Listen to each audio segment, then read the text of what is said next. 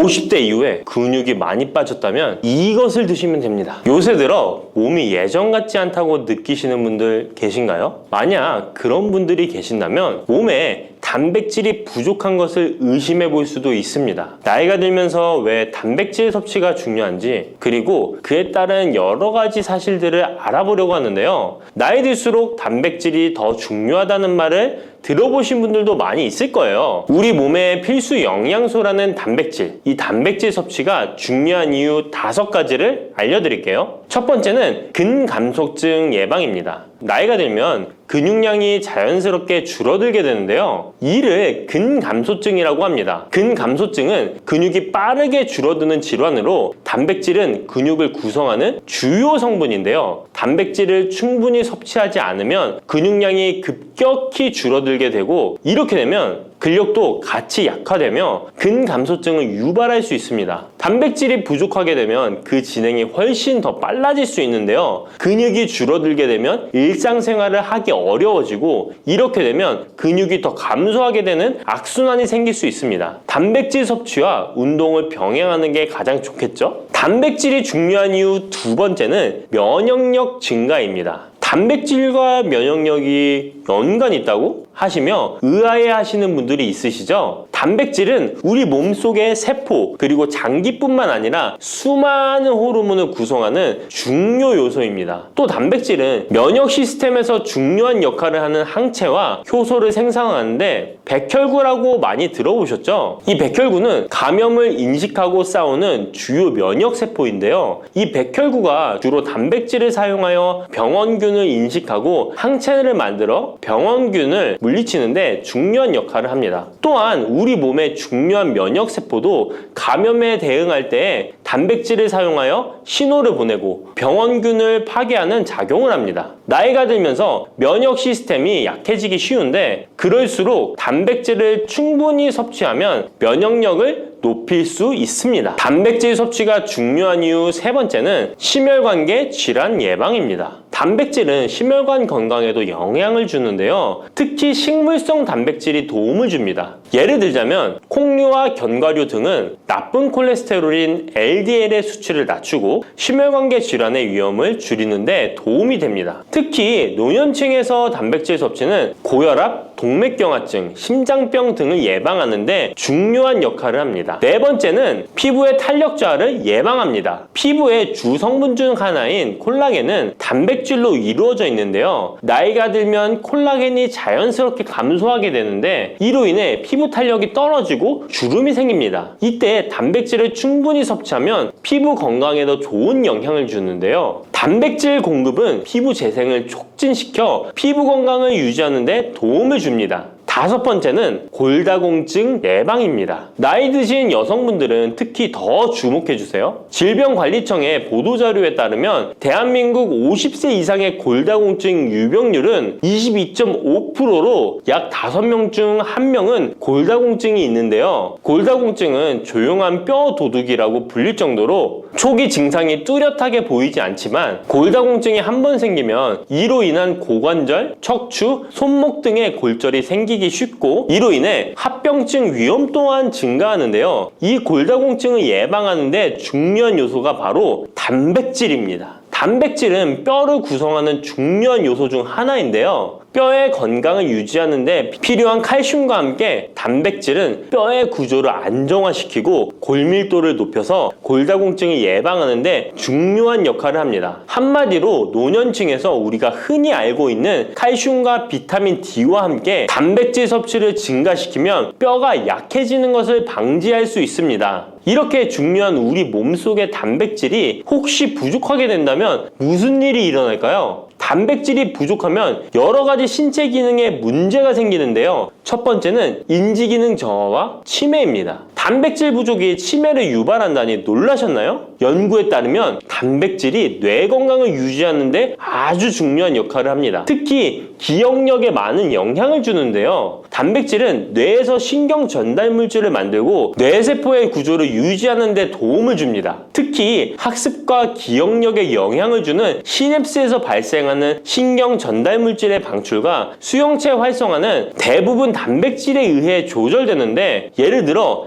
NMDA 수용체와 AMPA 수용체는 기억 형성에 중요한 역할을 하며 이것들은 모두 단백질로 구성되어 있습니다. 그래서 충분한 단백질을 공급받지 못하면 뇌 기능이 떨어지고 치매나 인지 기능 저하의 위험이 점점 커질 수 있는 가능성이 있다는 것이에요. 이러한 단백질 섭취가 우리 몸에 얼마나 중요한 영향을 끼치는지 다시 한번 아셨죠? 또 단백질이 부족하면 탈모도 일어날 수 있다는 거 아시나요? 혹시 머리카락이 점점 얇아지고 있는 거나 빠지고 있는 것 같다고 느끼시나요? 탈모도 단백질 부족과 관련이 있습니다. 우리 머리카락도 단백질인 케라틴으로 주로 이루어져 있기 때문에 단백질이 부족하면 머리카락이 자연스레 약해지고 그 증상이 점점 심해지면 탈모가 올 수 있습니다. 우리가 광고로 많이 접하는 탈모 영양제 같은 경우도 맥주 효모 성분과 머리카락을 이루고 있는 아미노산 단백질로 구성이 되어 있는 것을 보면 쉽게 이해가 가실 거예요. 그러니 건강한 모발을 생각한다면 단백질을 잊지 말고 섭취해야겠죠? 그런데 말입니다. 왜 노년층이 단백질을 더 많이 섭취해야 하는 걸까요? 젊은 사람들보다 더 중요한 이유가 있을까요? 그 이유는 노년층은 근육이 자연스럽게 감소하고 신진대사도 느려져서 기초대사량이 감소하기 때문에 체지방률이 증가할 수 있고 단백질의 체내 합성 능력 또한 떨어지게 되는데요. 그러면 근육량이 줄어들게 되고 그만큼 신체 활동도 힘들어지면서 일상생활에서 어려움을 겪을 수 있는 것입니다. 그래서 노년층일수록 단백질을 충분히 섭취해서 근육을 유지하는 게 매우 중요하답니다. 그런데 노년층은 소화 기능이 떨어지기 때문에 사실 고기나 생선 같은 동물성 단백질을 섭취하는 게 불편할 수 있고 또 나이가 드시면서 식사량이 감소하거나 식사 준비의 번거로움도 매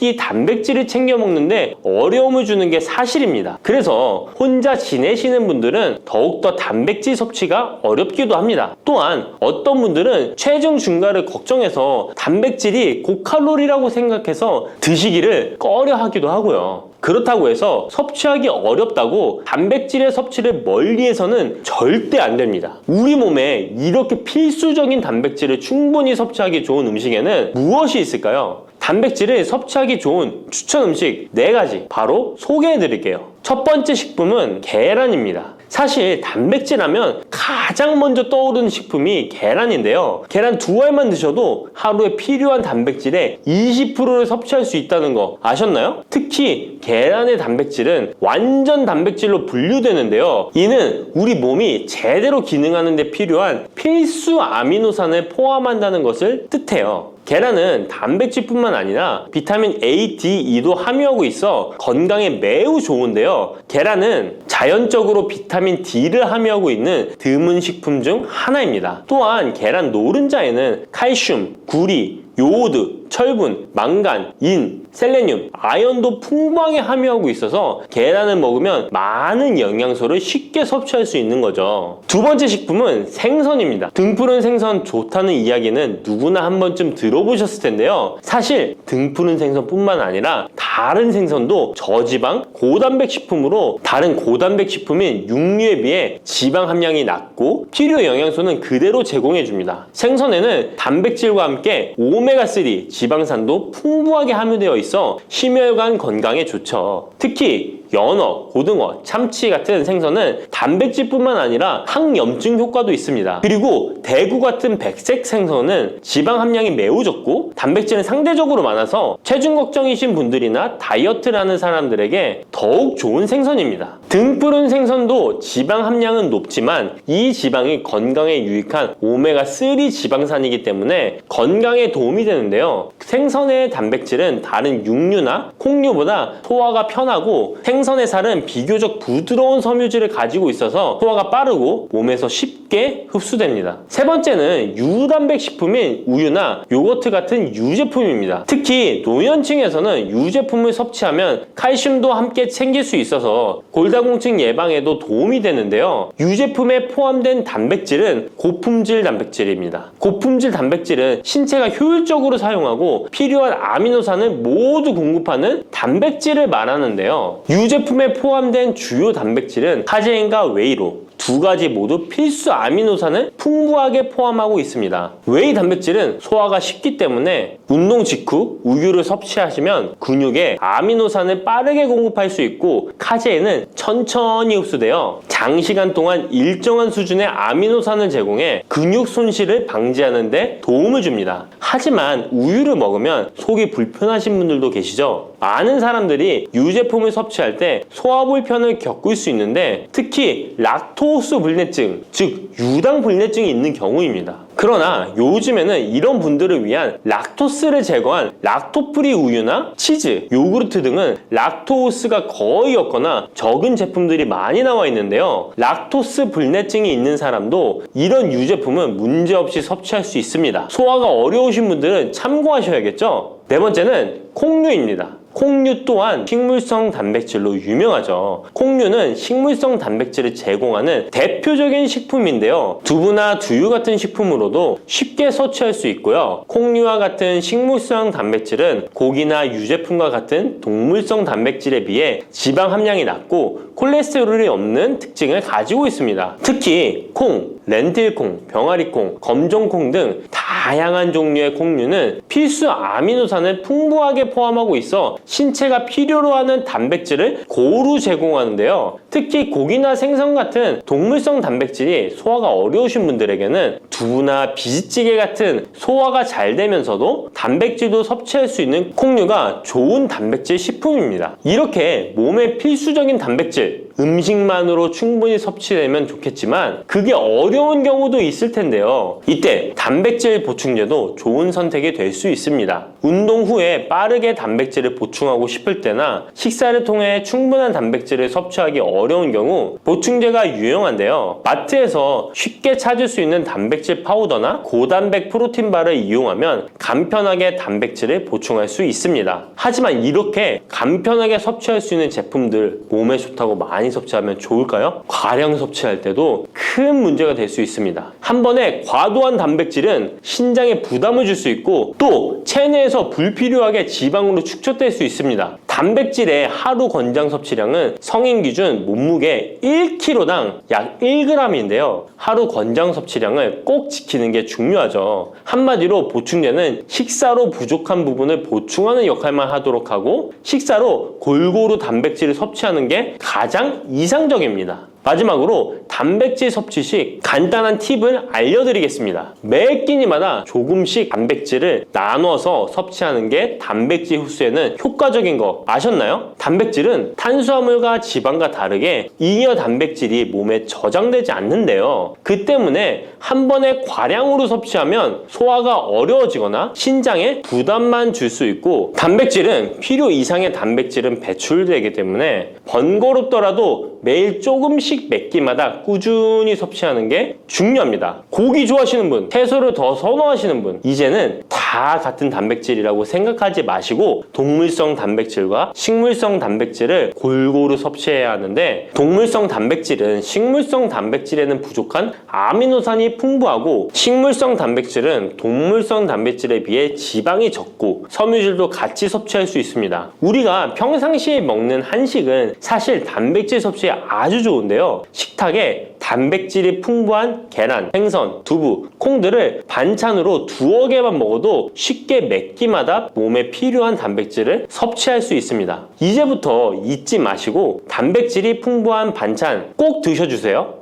검은 콩 드실 때 제발 이렇게 드세요.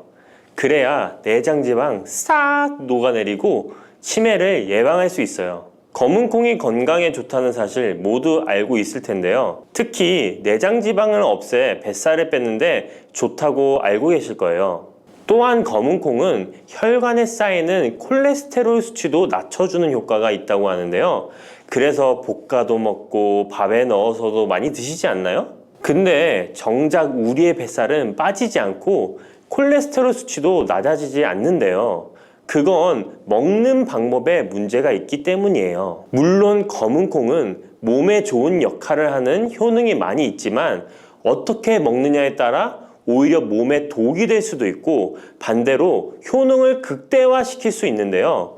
그래서 검은 콩에 대해 아주 잘 알고 드셔야 합니다. 이미 잘 알고 계시는 것처럼 검은콩은 대표적인 블랙푸드입니다. 물론 검은깨와 흑미도 요즘 건강식으로 많이 찾으시는 식품이고요. 블랙푸드라는 게 말 그대로 껍질이 검정색이라서 블랙푸드인데요. 그렇다면 검은콩은 도대체 뭐가 그렇게 좋은 걸까요? 검은콩의 효능 중에 첫 번째는 항산화 효과입니다. 검은콩에는 플라보노이드라는 강력한 항산화 성분이 풍부하게 들어있는데요. 플라보노이드는 식물세포에 존재하는 물질로 항산화 작용을 통해 우리 몸에 산화 스트레스를 줄여주는 역할을 합니다. 산화 스트레스라는 게 뭐냐면 우리 몸의 세포가 손상되는 원인 중 하나로, 이것은 환경적인 요인, 염증, 그리고 우리 몸의 자연적인 대사 과정에서 발생하는 스트레스라고 생각하시면 됩니다. 이런 산화 스트레스로 인해서 활성산소라는 물질이 생겨 세포 손상, 노화, 다양한 질병의 발병을 촉진할 수 있는 거죠. 그런데 검은콩에 들어있는 항산화제인 플라보노이드는 세포의 손상을 예방해서 우리 몸에 산화 스트레스를 줄여줍니다. 이는 노화를 느리게 하고 심장질환, 암, 알츠하이머 병 등과 같은 여러 가지 질병의 위험을 줄이는데 도움이 되는데요.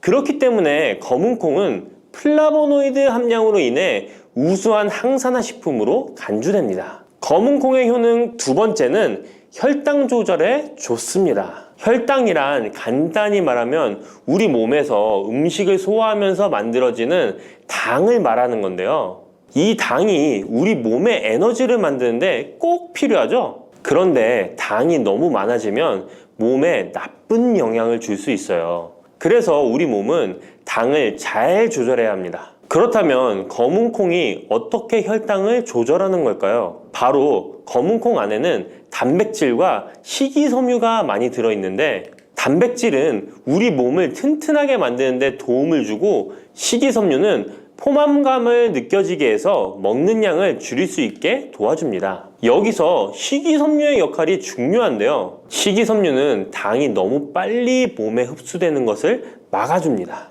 이렇게 되면 당이 천천히 몸에 흡수되어 혈당이 급격하게 오르는 것을 막아주게 되는 거죠. 검은콩의 효능 세 번째는 콜레스테롤 수치 조절입니다. 검은콩은 콜레스테롤 수치를 낮추는데 도움이 되는데요. 콜레스테롤은 우리 몸이 필요로 하는 지방 중 하나이지만 이게 너무 많으면 혈관을 막아 심근경색이나 뇌혈관 질환을 일으키는 원인이 되는 거죠. 근데 검은콩에 들어있는 식이섬유는 우리 몸에서 콜레스테롤을 흡수하는 것을 줄여주는 역할을 합니다. 그 중에서 특히 검은콩에 들어있는 용해성 식이섬유는 콜레스테롤과 결합하여 그것을 체외로 배출하는데 도움을 주는데요. 그것 말고도 검은콩에는 불포화 지방산이라는 건강한 지방도 풍부하게 들어있습니다. 이 불포화 지방산은 나쁜 콜레스테롤인 LDL 콜레스테롤을 줄이고 좋은 콜레스테롤인 HDL 콜레스테롤을 늘려주는 역할을 합니다. 이렇게 해서 심장 건강을 유지하는 데 도움을 주게 되는 거예요. 검은콩의 효능 네 번째는 눈 건강에 좋습니다. 검은콩에는 눈 건강에 도움이 되는 여러 가지 영양소가 들어있는데요. 그 중에서도 루테인과 제아잔틴은 눈 건강에 특히 중요한 역할을 합니다. 루테인과 제아잔틴은 우리 눈의 황반 부분에 많이 있는 영양소인데, 이 황반은 우리가 선명하게 볼 수 있게 해주는 중요한 부분입니다. 루테인과 제아잔틴은 이 황반을 보호해주고 밀도를 유지시켜 눈의 노화를 막아주고 블루라이트와 같은 유해 파장의 빛으로부터 보호하는 역할을 하게 되는 거죠. 특히 루테인과 제아잔틴은 황반병성이라는 눈 질환을 예방하는 데 도움을 주는데요. 황반병성은 우리가 나이를 먹으면서 발생할 수 있는 눈의 질환으로, 이 증상이 심해지면 시력을 잃게 만드는 주요 원인 중 하나입니다. 검은콩의 다섯 번째는 뼈를 튼튼하게 해줍니다. 검은콩은 뼈 건강에도 도움이 되는 여러 가지 영양소를 함유하고 있는데요. 그 중에서도 칼슘과 마그네슘이 뼈 건강에 특히 중요한 역할을 합니다. 먼저 칼슘은 우리 뼈와 이를 지탱하는 치아를 만드는 주요 성분입니다. 또한 우리 몸의 다른 중요한 기능들, 예를 들어 심장 박동과 신경 전달에도 필요한 물질입니다. 이런 중요한 칼슘이 검은 콩에는 풍부하게 들어있어서 꾸준히 섭취하면 뼈를 튼튼하게 해주는 게 탁월한 식품이라고 할 수 있는 거죠. 그리고 마그네슘도 뼈 건강에 중요한 역할을 하는 미네랄인데요. 마그네슘은 칼륨이 우리 뼈에 제대로 흡수되는 것을 도와줍니다. 또한 이 마그네슘은 뼈의 구조를 유지하는 데 필요하며 뼈를 강하게 만드는 데 도움을 줍니다. 검은 콩의 효능 6번째는 피부 노화를 막아주는 효능이 있습니다. 검은 콩에 들어있는 비타민 E, 아미노산, 그리고 항산화 성분이 피부 건강에 특히 중요한 역할을 합니다. 먼저 비타민 E는 피부를 보호하는 데 중요한 역할을 합니다. 비타민 E가 피부의 수분을 유지하는 데 도움을 주는데요. 추가로 비타민 E는 피부의 재생을 지원하고 피부 표면의 건강을 유지하는 데 필요한 지방산을 보호하는 역할까지 합니다. 이것뿐만 아니라 검은 콩에 들어있는 아미노산은 우리 몸에 단백질을 만드는 데 필요한 성분인데요. 이게 왜 피부에 좋냐면 우리의 피부는 대부분 콜라겐이라는 단백질로 이루어져 있는데 바로 이 콜라겐은 피부의 탄력을 유지해 주는데 좋아서 항상 탱탱한 피부로 보이게 되는 거죠. 또한 검은 콩에는 아미노산이 풍부하게 들어있는데요. 아미노산도 콜라겐 생성에 도움을 줍니다. 검은 콩의 효능 7번째는 치매를 예방하는 효능이 있습니다. 검은 콩에는 오메가3 지방산이라는 불포화 지방산이 들어있는데요. 이 오메가3 지방산은 우리 몸이 스스로 생성하지 못하기 때문에 식품을 통해 섭취해야 하는 필수 지방산입니다. 근데 오메가3 지방산이 뇌 건강에 매우 중요한 영향이 있다는 게 포인트인데요. 뇌는 약 60%가 지방으로 이루어져 있고 그중 대부분이 오메가3 지방산인 DHA로 구성되어 있습니다. 바로 이 오메가3가 뇌세포의 막을 구성하며 신경 전달 물질의 생성과 기능에 관여하여 학습 능력과 기억력을 향상시키는데 도움을 줍니다. 또한 오메가3 지방산은 뇌 염증을 줄이고 뇌세포를 보호하는 역할도 하는데요. 이것은 뇌 노화를 지연시키고 뇌 질환을 예방하는 데 도움을 주게 되는 거죠. 결국 오메가3 지방산은 치매 같은 뇌질환의 위험을 감소시키는데 효과적이라고 할 수 있습니다. 검은 콩의 효능 8번째는 탈모 예방에 탁월합니다. 검은 콩에는 모발의 성장에 필수 성분인 시스테인이 가득한데요. 이 성분들이 혈액순환에도 도움을 줘서 탈모도 예방이 되고 새치가 생기는 것도 막아주는 모발 건강에 정말 좋은 성분이라고 할 수 있습니다. 그러니까 나이가 들수록 꼭 드셔야 하는 음식이라고 생각하시고 드셔야겠죠. 근데 이런 어마어마하게 몸에 좋은 검은 콩도 드실 때 주의해야 할 점이 있는데요. 아무리 좋다고 해도 과다 섭취는 안 되는 거 아시죠? 검은 콩에는 피틴산이라는 성분이 들어있는데 이는 식물이 생장하는 과정에서 필요한 미네랄을 저장하는 역할을 합니다. 하지만 이 성분이 과도하게 섭취되면 우리 몸에서 필요한 미네랄인 칼슘, 철분 등의 흡수를 방해할 수 있습니다. 검은 콩은 단백질과 식이섬유가 풍부하므로 잘 익히지 않고 먹으면 소화가 잘 되지 않을 수 있습니다. 요리하시기 전에 충분히 물에 불리고 완전히 익혀 드시면 되는데요. 하루 섭취 권장량은 50g 정도로 종이컵 1컵 정도 양이면 충분하다고 할 수 있습니다. 밥하실 때 특히 서리태 같은 검은 콩 많이 넣어 드시잖아요. 오늘부터는 충분히 물에 불리고 무조건 많이 넣는다고 좋은 건 아니니 적당량을 잘 넣어서 드시면 좋겠습니다. 근데 검은 콩 드실 때 다른 음식들과 같이 먹게 되는데요. 밥 지을 때 넣거나 다른 음식과 같이 먹기도 하는데 같이 먹으면 오히려 독이 되는 음식이 있다는 거 아시나요? 검은 콩과 함께 먹으면 독이 되는 음식 첫 번째는 우유입니다.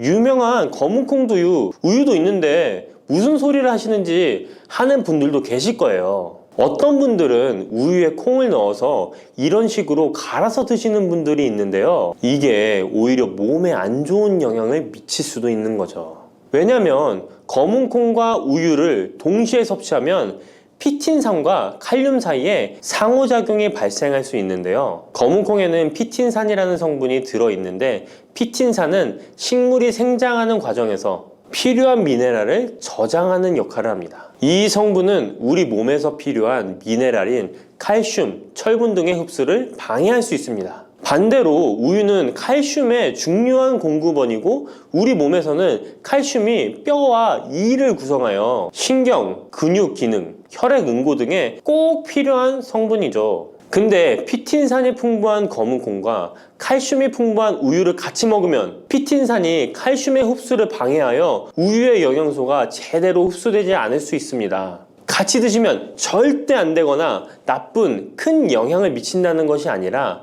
각각의 영양소의 섭취 목적으로는 따로 먹는 걸 추천드리는 거예요. 오해하시면 안 돼요. 검은콩과 함께 먹으면 독이 되는 음식 두 번째는 토마토입니다. 왜냐면 토마토가 콩의 단백질 흡수를 방해하고 소화를 어렵게 만들 수 있는 산성이기 때문인데요. 토마토의 산성 성분이 단백질의 흡수를 방해하면 콩에 충분히 있는 단백질이 몸에 흡수가 안 되어 콩의 영양 가치가 아무런 의미가 없게 되는 상황이 올 수 있는 것입니다. 또한 토마토의 산성 성분은 이미 단백질이 풍부하고 소화하기 어려운 콩을 더욱 소화하기 어렵게 만들 수 있습니다. 그렇지 않아도 나이가 들면 신진대사가 활발하지 않아 소화가 안 되는데 소화불량을 일부러 만들 필요는 없겠죠? 검은콩과 함께 먹으면 독이 되는 음식 세 번째는 달걀입니다. 달걀에는 비타민 A가 풍부하게 들어있는데요. 비타민 A는 우리 몸의 면역 시스템을 강화시키며 시력을 유지하는 데 필요하고 세포의 성장과 분열에 중요한 역할을 합니다. 그리고 검은콩에는 트립신이라는 아미노산이 들어있는데요. 트립신은 우리 몸에 단백질을 만드는데 필요한 중요한 구성 요소이며 신경 전달 물질인 세로토닌과 멜라토닌의 생산에도 필요한 아미노산입니다. 그런데 달걀의 비타민 A와 검은콩의 트립신이 함께 섭취되면 어떻게 될까요? 둘 사이에 화학적 상호작용이 발생하여 소화 과정에 영향을 미칠 수 있는데요. 이 상호작용은 단백질의 소화를 방해하거나 비타민 A의 흡수를 저해하게 되는 거죠. 트립신은 소화효소의 활동을 저해하는 특성이 있습니다. 따라서 트립신이 풍부한 검은콩과 비타민 A가 풍부한 달걀을 함께 섭취하면 좋은 영양소를 흡수 못하는 결과를 가져올 수 있습니다. 앞으로는 무심코 검은콩과 같이 먹을 때 독이 되는 음식은 같이 안 드셨으면 좋겠습니다. 그렇다면 같이 먹을 때 궁합이 정말 잘 맞는 음식도 있지 않을까요? 정말 찰떡궁합인 음식들도 있습니다. 검은콩과 궁합이 정말 잘 맞는 음식 첫 번째는 흰 쌀밥입니다. 이미 다들 밥에 검은콩 넣어서 드시잖아요. 밥하고 검은콩은 그만큼 궁합이 잘 맞는다고 알고 계신 거죠. 검은콩에 들어있는 식이섬유는 소화 과정에서 천천히 분해되고 흡수되어 장기간 동안 포만감을 유지시키는데 도움이 되는데요. 밥과 함께 섭취하면 이런 효과가 더욱 증가를 하게 돼서 다이어트에도 효과적이라고 할 수 있습니다. 검은콩에는 저항성 전분이라는 성분이 들어있는데 이 성분은 혈당 수치의 급격한 상승을 막아주는데요. 흰 쌀밥에는 탄수화물이 많아서 혈당 수치가 급격히 상승할 수 있지만 검은콩과 함께 섭취를 하면 당 수치를 완화시키는데 도움이 되는 거죠. 이처럼 검은콩과 흰 쌀밥을 같이 먹으면 충분한 영양소 섭취, 포만감, 혈당 조절 이렇게 일석삼조의 효과를 누릴 수 있으니 정말 찰떡궁합인 것입니다. 검은콩과 궁합이 정말 잘 맞는 음식 두 번째는 당근입니다. 당근에는 비타민, 미네랄, 식이섬유 등 다양한 영양소를 함유하고 있는데요. 특히 루테인이 풍부한 당근은 강력한 항산화 효과와 눈 건강을 유지하는 데 좋은 재료입니다. 검은콩과 루테인이 풍부한 당근을 함께 섭취하면 콩의 단백질이 당근의 영양소를 흡수를 돕는 동시에 당근의 루테인이 콩의 영양소 흡수를 돕습니다. 서로 소화가 잘 되게 영양소 흡수가 잘 되게 도와주는 음식인 거죠. 당근 말고도 시금치와 같은 채소도 같은 역할을 하니 식사하실 때 당근이 들어간 음식이나 시금치 나물 같은 음식들과 같이 드시면 효과가 정말 좋을 거라 생각합니다. 검은콩과 궁합이 정말 잘 맞는 음식 세 번째는 닭고기입니다. 검은콩은 식물성 단백질의 좋은 원천이라고 잘 알고 있을 거예요. 근데 식물성 단백질은 동물성 단백질에 비해 필수 아미노산의 비율이 적은데요. 필수 아미노산은 우리 몸이 스스로 생산할 수 없는 아미노산으로 반드시 음식을 통해 섭취해야 하는 성분입니다. 닭고기는 동물성 단백질의 좋은 원천이며 모든 필수 아미노산을 골고루 함유하고 있습니다. 따라서 검은콩과 닭고기를 함께 섭취하면 두 가지 종류의 단백질이 서로를 보완하게 되는데요. 이렇게 함께 섭취하면 검은콩에서는 얻을 수 없는 필수 아미노산을 닭고기에서 보충할 수 있습니다. 반대로 동물성 단백질만을 섭취할 때보다 식물성 단백질의 섭취 비율을 늘려주는 것은 심혈관 건강에도 정말 좋은 효과를 볼 수 있습니다. 마늘이 몸에 좋다는 사실은 너무도 잘 알고 계시죠? 그런데 이것과 함께 먹으면 암과 치매에 걸린다니 깜짝 놀라셨나요? 아무리 몸에 좋은 마늘이지만 함께 먹으면 오히려 몸에 독이 되는 음식들도 있습니다. 그리고 마늘은 생마늘, 구운 마늘, 찐 마늘, 절인 마늘, 흑마늘 등 먹는 방법이 다양하잖아요. 이렇게 먹는 방법에 따라서도 우리 몸에 주는 효능이 다르답니다. 여기서 잠깐! 마늘 껍질은 대부분 먹지 않고 버리시잖아요. 마늘 껍질 오늘부터 절대 버리지 마시기 바랍니다. 마늘 껍질을 왜 먹어야 하는지 그리고 어떻게 먹어야 하는지 알려드릴게요. 자, 그럼 마늘과 절대 함께 드시면 안 되는 음식과 마늘과 함께 드시면 좋은 음식, 그리고 마늘과 마늘 껍질의 효능까지 마늘에 대한 모든 것을 알려드릴게요. 마늘은 정말 우리나라 사람들이 좋아하는 식재료인데요. 한국농촌경제연구원이 발표한 자료에 의하면 우리나라 1인당 1년 동안 마늘 소비량이 7kg인데요. 놀라지 마세요. 세계 평균이 0.8kg이랍니다. 우리나라 사람들이 마늘을 정말 많이 먹고 있죠. 마늘을 많이 먹는다는 것, 그만큼 건강한 식단을 먹고 있을 가능성이 높은 건 사실이지만 먹는 방법에 따라 오히려 독이 될 수도 있습니다. 여기서 마늘과 절대 함께 먹으면 안 되는 음식 첫 번째는 바로 빵입니다. 마늘빵 아시죠? 마늘이 발라져 있어 달콤 쌉싸름한 마늘 맛도 나고 향긋한 향도 좋아 즐겨 먹게 되는데요. 마늘이 있어서 몸에도 좋은 빵이라고 착각하고 즐겨 드실 수 있는데요. 마늘빵은 절대 드시면 안 됩니다. 왜냐하면 빵의 재료인 밀가루는 탄수화물이 주 성분인데요. 밀가루의 고탄수화물은 소화 과정에서 당으로 분해되고 혈당 지수를 급격히 올리게 되며 이때 인슐린의 분비가 과도하게 됩니다. 이런 현상이 반복되게 되면 체내의 인슐린 저항성이 높아지고 췌장을 망가뜨려 당뇨를 유발할 수 있는 것입니다. 그리고 이 당은 몸에 흡수되면서 지방으로 변하고 쉽게 살이 찌게 되어 비만을 야기할 수 있습니다. 밀가루 빵을 만들면 글루텐이라는 단백질이 생성되는데 이 글루텐은 소화불량, 복통, 변비 등 증상을 유발할 수 있습니다. 이뿐만 아니라 글루텐이 몸에 들어오면 장에서 에소루핀이라는 성분이 만들어지게 되는데 이 에소루핀은 중독성이 강해 밀가루 중독을 일으켜 빵 같은 밀가루를 과다 섭취하게 만든다는 것입니다. 마늘이 아무리 좋은 성분으로 항암작용, 항염증 작용을 한다고 해도 마늘빵으로 드신다면 아무 소용이 없는 것입니다. 그러면 마늘은 어떻게 먹어야 마늘의 효능을 극대화할 수 있을까요? 마늘은 생으로 드실 때도 물론 좋지만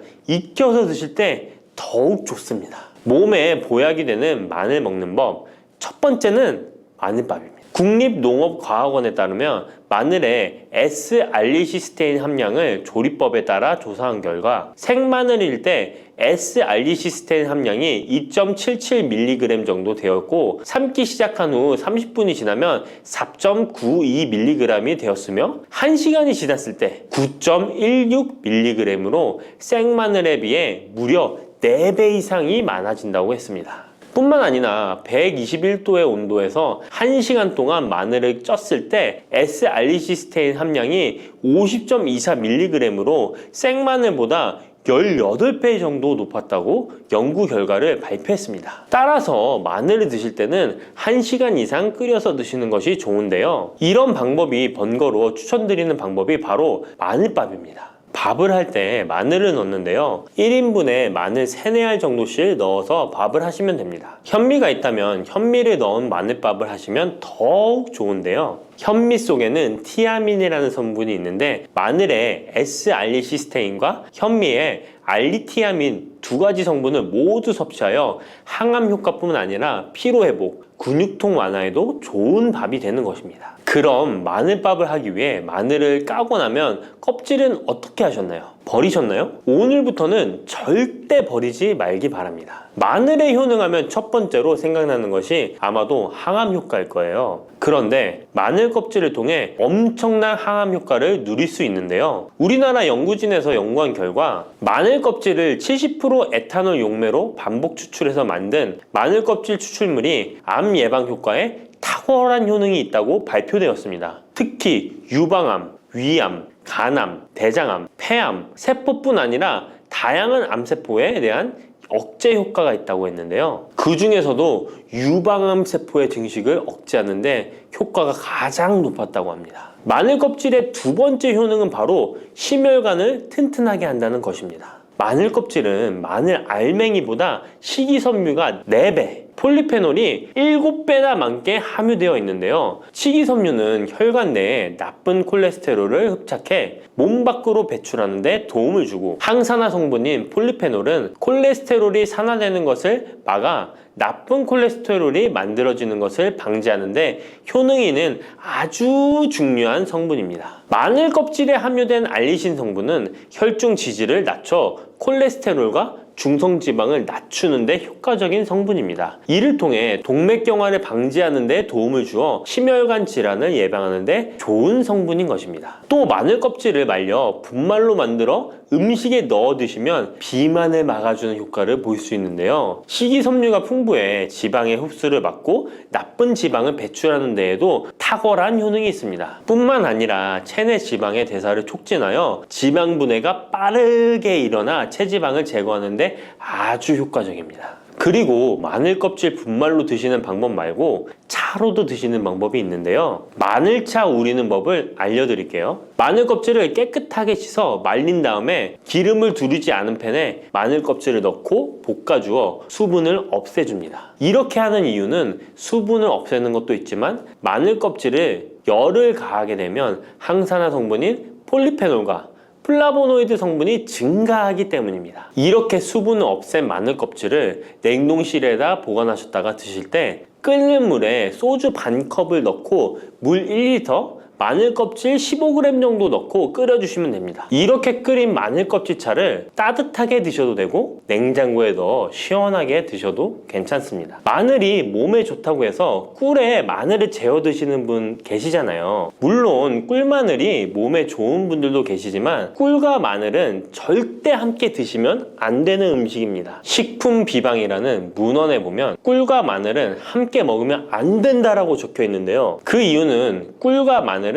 둘 다 열을 내는 뜨거운 음식이기 때문입니다. 꿀과 마늘을 함께 먹게 되면 체질이 맞지 않는 경우에는 부작용이 클 수 있기 때문입니다. 체질에 맞지 않는 분들이 이 꿀마늘을 드시게 되면 눈의 충혈이 잦아지고 노화가 빨라질 수 있습니다. 돋보기를 빨리 쓸 수 있게 된다는 거죠. 또한 두통이 생기며 피부에도 트러블이 생기는 부작용도 있으니 꼭 기억하시기 바랍니다. 당 섭취에 주의하셔야 하는 당뇨, 고지혈증을 갖고 계신 분들이나 암 환자분들은 절대로 꿀마늘을 드시면 안 됩니다. 그렇다면 마늘을 또 어떻게 드시는 것이 좋을까요? 바로 다양한 쌈채소와 함께 드시는 것을 추천드립니다. 마늘의 매운맛을 내는 알리신 성분이 혈관을 건강하게 하여 암을 예방하고 쌈채소를 통해 다양한 비타민과 무기질을 섭취하며 풍부한 항산화 물질도 섭취해 활성산소를 제거하고 혈관을 깨끗하게 해 노화를 방지하고 활력이 넘치는 건강한 몸이 될 수 있는 것이죠. 그런데 마늘을 반찬으로 만들어 드실 때 절대 드시면 안 되는 것이 있습니다. 그것은 바로 마늘장아찌입니다. 아니, 마늘장아찌가 왜? 라고 의문이 생기는 분들이 계시죠? 모든 마늘장아찌가 안 된다는 것이 아니라 설탕이 많이 들어간 마늘장아찌는 만들어 드시면 안 됩니다. 시중에 판매되는 마늘장아찌에는 설탕이 많이 들어가 있을 가능성이 높으니 절대 드시지 않기를 바랍니다. 몸에 좋은 마늘도 설탕과 함께 먹으면 오히려 독이 되는데요. 설탕이 많이 함유된 마늘장아찌를 드시게 되면 혈당이 급격하게 오르고 인슐린 저항성이 높아지며 혈액 속에 중성지방이 많아져 혈액을 끈적하게 만들게 됩니다. 또한 설탕을 많이 섭취하게 되면 뇌에서 기억력을 담당하는 해마의 크기를 줄어들게 해 기억력을 감퇴시키고 나아가 치매를 일으킬 수도 있습니다. 집에서 마늘장아찌를 담가 드실 때는 설탕을 넣지 말고 건강한 식재료만을 사용하시는 것이, 마늘을 건강하게 드실 수 있는 또 다른 방법은 흑마늘을 추천드립니다. 마늘에 열을 가하면 마늘색이 점점 짙어져 결국 까맣게 변하는 흑마늘이 되는데요. 그 이유는 마늘 속에 있는 당류와 단백질인 아미노산이 반응하여 갈색을 띠는 멜라노이딘 색소가 만들어지기 때문입니다. 이 반응을 마이야르 반응이라고 하죠. 고기를 구우면 빨간색의 고기가 점점 희어지다 갈색으로 변하는 반응과 같은 원리인 것입니다. 이렇게 흑마늘을 만들게 되면 생마늘보다 S알리스테인 성분이 5배가 많아질 뿐만 아니라 새로운 항산화 물질들이 많이 만들어지게 됩니다. 항암 효과가 뛰어난 폴리페놀이 생마늘에 비해 4배 이상 많아지고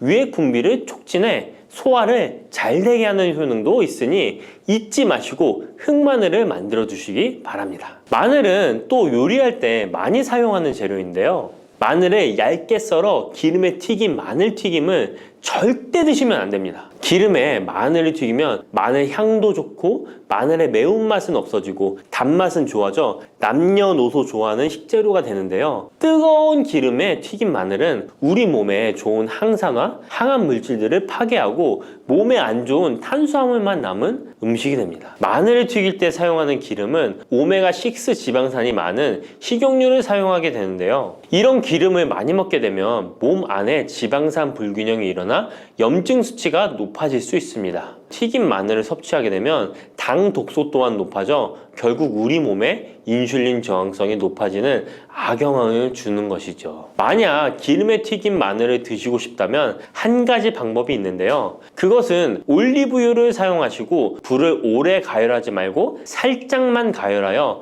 마늘도 튀기듯이 오래 하지 말고 살짝만 익혀서 드시면 향도 좋고 몸에도 좋은 마늘을 드실 수 있습니다. 올리브유를 이용한 마늘을 드시는 방법 하나 더 알려드리겠습니다. 그것은 올리브유에 마늘을 재워 먹는 방법인데요. 먼저 마늘을 끓는 물에 넣어 5분 정도 데쳐주시고요. 소독된 병에 마늘을 담고 올리브유를 가득 담아줍니다. 이때 통후추를 조금 넣어주면 풍미를 더욱 높일 수 있습니다. 올리브유와 마늘이 만나 항산화 성분, 항암 물질이 극대화되어 혈관을 튼튼히 하고 혈전의 생성을 막고 혈류를 원활하게 하여 치매를 예방하고 심장마비와 뇌졸중까지 예방할 수 있는 보약이 되는 것입니다. 이렇게 만든 마늘 올리브유 절임은 반찬으로 드셔도 좋고 생선 요리를 할 때 이 마늘을 으깨어 생선에 발라주면 생선 비린내를 잡아줄 뿐만 아니라 마늘과 올리브유의 풍미가 더해져서 더욱 맛있는 요리가 될 수 있습니다. 이렇게 좋은 마늘도 드실 때 주의하셔야 할 분들이 계신데요. 마늘의 효능 중에 혈전을 제거하고 혈류를 원활하게 하는 효능이 있었잖아요. 이런 효능이 혈액을 묽게 만들기 때문인데요. 와파린, 아스피린 같은 혈전 용해제를 복용하시는 분들이 마늘을 많이 드시게 되면 상처가 났을 때 피가 잘 멈추지 않을 수 있으니 주의하시기 바랍니다. 평소 위염이나 위궤양이 있어서 위가 안 좋으신 분들은 마늘에 알리신 성분이 위 점막을 자극하여 증상이 악화될 수 있으니 주의하시기 바랍니다. 그리고 과민성 대장 증후군이 있는 분들도 마늘을 많이 드시게 되면 복통이 일어날 수 있으니 마늘은 조금만 드시길 바랍니다. 요즘 들어 뱃살, 내장지방 쏙 빼는 기능이 좋기로 소문난 레몬, 요리에도 많이 사용하는 과일이죠. 레몬에는 다양한 성분이 있어 건강에 놀라운 효능을 발휘하는데요. 레몬도 잘 알고 드셔야 제대로 된 효능을 누릴 수 있습니다. 잘못 드시면 오히려 몸에 독이 되는 경우도 많이 있거든요. 영상을 통해 레몬에 어떤 효능이 있는지, 어떻게 먹어야 되는지, 함께 먹으면 보약이 되는 음식에는 어떤 것이 있는지, 그리고 레몬 드실 때 주의할 점까지 레몬에 대한 모든 것 알려드릴게요. 레몬은 다이어트뿐만 아니라 당뇨 예방과 관리에도 아주 탁월한 효능이 있습니다. 최근 연구 결과에서 레몬에 들어있는 비타민C와 풍부한 식이섬유, 각종 무기질과 구연산이 혈당 조절에 효과가 있어 당뇨 예방에 도움이 될 수 있고 지방을 분해해주는 효능이 있어 다이어트에도 도움이 된다고 발표했습니다. 또한 레몬은 독소를 배출해주는 효능이 있어 우리 몸의 신진대사를 원활하게 해주어 몸 안에 칼로리를 소모하는데 도움이 되고, 이는 몸의 붓기를 빼고 체중을 줄이는데 도움이 될 수 있습니다. 그럼 레몬의 효능에 대해 좀 더 자세히 알려드릴게요. 12주 동안 진행된 연구에서 고지방 식단에다가 레몬 껍질에 함유된 페놀을 함께 섭취한 설치류는 고지방 식단만 섭취한 설치류보다 체중이 감소했다는 것을 발표했습니다. 또한 체질량 지수가 높은 한국 여성을 대상으로 한 실험에서 레몬 다이어트를 시행한 결과 그렇지 않은 사람들에 비해 체중과 허리둘러가 줄어들었을 뿐만 아니라 인슐린 저항성까지 좋아진 결과를 볼 수 있었고요. 레몬 껍질은 이런 독소를 배출하는 효능뿐만 아니라 변비를 해결하는 데에도 탁월한 효과가 있습니다. 레몬 껍질에는 비타민 C뿐만 아니라 혈관 건강에 좋은 헤스페리딘, 그리고 골다공증 예방과 뼈 건강에 아주 중요한 칼슘, 그리고 팩틴이라는 성분이 아주 풍부하게 들어있습니다. 바로 이 팩틴이 변비를 예방하는 데 탁월한 효능을 발휘합니다. 수용성 식이섬유인 팩틴은 위에서 대장까지 가는 동안 많은 수분을 흡수해 변을 무르게 만들어주고 장내에 머물러 있는 노폐물과 다양한 유해 물질을 흡착해 변과 함께 몸 밖으로 배출시키며 장내 환경을 깨끗하게 해주어 건강 상태를 유지하도록 도와줍니다. 그리고 레몬 과육에는 없고 오직 레몬 껍질에만 있는 성분이 있는데 디리모넨이라고 하는 천연 오일입니다. 디리모넨은 레몬에 상큼한 향을 내는 성분이기도 하며 장을 자극해 연동 운동이 활발하게 되도록 도와주어 변비를 예방해 줄 수 있습니다. 또 레몬에는 구연산이라는 성분이 풍부한데 이 구연산이 체내 지방분해 효소를 활성화시키는 역할을 해줍니다. 활성화된 지방분해 효소는 쌓여있는 내장 지방을 태워주어 허리둘레를 줄여주는데 많은 도움을 주게 되고요. 아침에 일어나자마자 공복에 레몬수를 마시면 체내의 대사 기능이 활발해져 몸 안에 에너지 소비가 활성화됩니다. 대한비만학회에서 발표한 연구 결과 레몬수를 섭취한 그룹이 그렇지 않은 그룹보다 내장 지방이 더 많이 감소했다는 것을 확인할 수 있습니다. 또한 레몬에 들어있는 성분들은 뇌졸중의 위험을 줄여주는데 도움이 될 수 있습니다.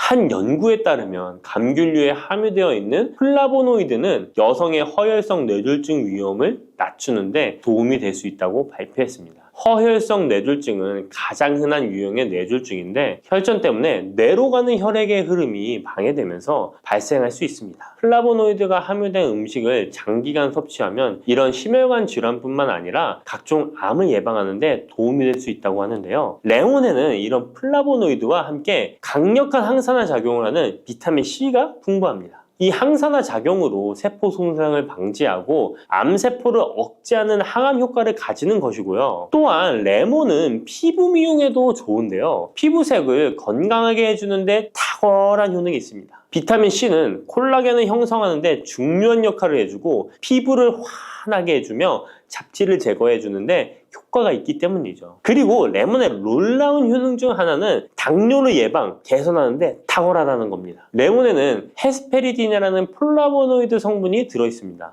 이 헤스페리딘은 인슐린 감수성을 높이는 데 도움을 주는데요. 인슐린 감수성이 좋아야 혈당이 잘 조절되는데 당뇨가 발병하면 이 감수성이 떨어지면서 인슐린 저항성이 생기게 됩니다. 헤스페리딘이 인슐린 저항성을 개선하는데 많은 도움을 주게 됩니다. 또한 레몬에는 많은 양의 항산화 물질들이 들어있습니다. 비타민 C뿐만 아니라 폴리페놀, 폴라보노이드 등 다양한 물질들이 혈당으로 인해 공격받고 상처난 세포들을 보호해주는데 장의 베타세포를 보호해주는 것이 아주 중요한 효능입니다. 베타세포는 인슐린을 분비하는 세포인데 당뇨가 생기면 가장 먼저 타격을 받게 됩니다. 레몬을 통해 베타세포를 보호하여 당뇨를 예방할 수 있게 되는 것이죠. 이 레몬을 복용하는 가장 좋은 방법은 바로 레몬수입니다. 그럼 레몬수를 만드는 방법을 바로 알려드릴게요. 깨끗하게 씻은 레몬 1개와 물 1리터를 준비해주세요. 레몬은 양끝 부분은 쓴맛이 나기 때문에 잘라주시고 레몬의 씨는 제거해도 되고 그냥 두셔도 됩니다. 적당한 크기로 자른 레몬을 80도 정도의 뜨거운 물에 넣어줍니다.